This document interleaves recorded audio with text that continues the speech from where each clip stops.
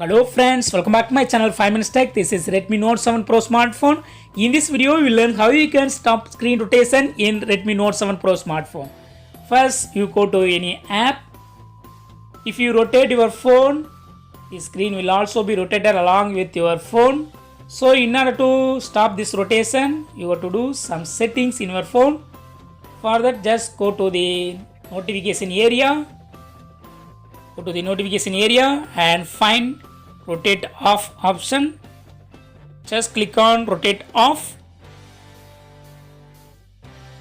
Now the rotate is off, so the portrait will not be rotated.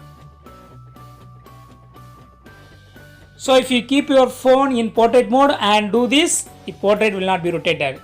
Similarly, if you first keep your phone in landscape mode and then if you use this option, the landscape will not be rotated. See here. Now I am in this position and now I want to stop this rotation in landscape mode.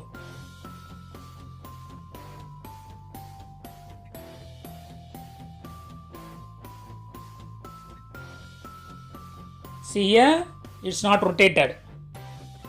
So in this way you can easily turn off screen rotation in your Redmi Note 7 Pro smartphone.